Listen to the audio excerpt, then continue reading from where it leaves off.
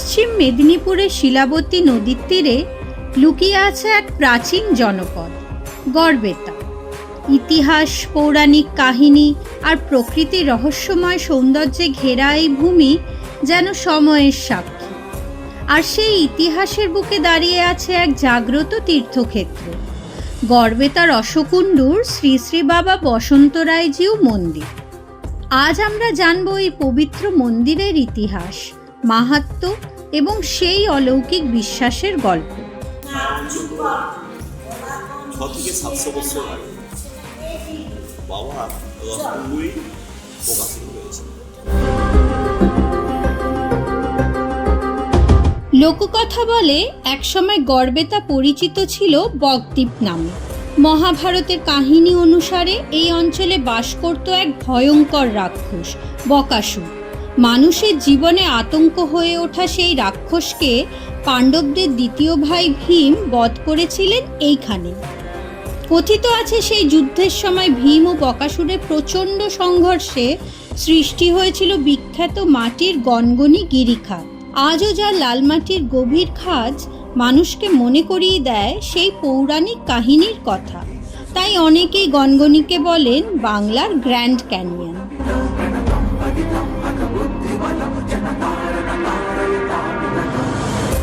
গড়বেতার প্রাচীন মন্দির ও স্থাপত্য অত্যন্ত বিখ্যাত। এখানে রয়েছে প্রাচীন সর্বমঙ্গলা মন্দির, যাকে ঘিরে রয়েছে রাজা বিক্রমাদিত্যের সাধনার কাহিনী। আর এই আধ্যাত্মিক ধারার মধ্যেই বিশেষ স্থান অধিকার করে আছে রসকুণ্ডু গ্রামের শ্রী শ্রী বাবা বসন্তরায়জিউ মন্দির। রসকুণ্ডুর এই প্রাচীন শিব মন্দিরে মহাদেব পূজিত হন বাবা বসন্তরায় নামে। স্থানীয় ভক্তদের বিশ্বাস অনুযায়ী এই মন্দির অত্যন্ত জাগ্রত। অনেকেই মনে করেন এখানে ভক্তি ভরে প্রার্থনা করলে বাবা বসন্তরায় তার ভক্তদের মনোবাসনা পূরণ করেন। রসকুণ্ডু গ্রাম গড়বেতা স্টেশন থেকে প্রায় 10 কিলোমিটার দূরে। স্টেশন থেকে সহজেই পাওয়া যায় টোটো, অটো বা গাড়ি। গনগনি যাওয়ার পথেই পড়ে এই তীর্থক্ষেত্র। এই মন্দিরটি একটি ঐতিহ্যবাহী শিব মন্দির। চারিদিকে শান্ত প্রকৃতি আর নিরিবিলি পরিবেশ ভক্তদের মনে এনে দেয় এক গভীর আধ্যাত্মিক প্রশান্তি। মন্দিরের কাছে রয়েছে একটি পবিত্র পুকুর, যা বাবা বসন্তরায়ের দুধ পুকুর বলে পরিচিত। এখানে একটি বিশাল বড় রন্ধনশালা রয়েছে, যাকে বলা হয় মা অন্নপূর্ণার মন্দির।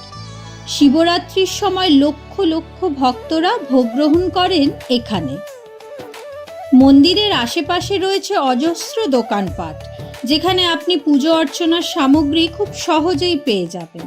বাবা বসন্তরায়ের মন্দিরের ঠিক পেছনেই রয়েছে মা কল্যাণেশ্বরী মন্দির। প্রথমে মায়ের মন্দির খুলে মায়ের আরাধনা সম্পন্ন করে তবেই বাবার আরাধনা করা হয়। এই মন্দিরের গর্ভগৃহে বাবার ওপরেই মায়ের অবস্থান। এই মন্দির চত্বরে 2টি পাথর রাখা আছে, যেটিকে গাজনের সময় শিব দুর্গা রূপে পুজো করা হয়। প্রতিদিন সকাল 10টা থেকে সন্ধ্যা 7টা পর্যন্ত মন্দির খোলা থাকে। সকালে মহাদেবের পুজো ও জলাভিষেক অনুষ্ঠিত হয়। এই মন্দিরের সবচেয়ে আশ্চর্য বৈশিষ্ট্য হলো এর ভেষজ চিকিৎসা পদ্ধতি। লোকবিশ্বাস অনুযায়ী বাত, রিমাটিজম এবং দীর্ঘদিনের হাড়ের ব্যথায় আক্রান্ত মানুষরা এখানে এসে বাবার কাছে প্রার্থনা করে। মন্দিরে দেওয়া বিশেষ ভেষজ ওষুধ, যাকে বলা হয় পাচন, তা সেবন করলে অনেকেরই পুরনো ব্যথা সেরে যায় বলে জনশ্রুতি রয়েছে। গড়বেতার ইতিহাস, প্রকৃতি আর আধ্যাত্মিক বিশ্বাস সবকিছু মিলিয়েই শ্রী শ্রী বাবা বসন্তরায়জিউ মন্দির এক অনন্য তীর্থক্ষেত্র। এখানে মানুষ শুধু পুজো দিতে আসে না, আসে বিশ্বাস নিয়ে, আশা নিয়ে। হয়তো সেই কারণেই আজও দূর দূরান্ত থেকে হাজার হাজার মানুষ এসে প্রার্থনা করেন বাবা বসন্তরায়ের আশীর্বাদ পাওয়ার আশা। Thank you for watching us. Please follow and like Temple Touch in Facebook and Insta. Subscribe our YouTube channel and don't forget to press the bell icon for new updates. Temple Touch, your faith is our responsibility.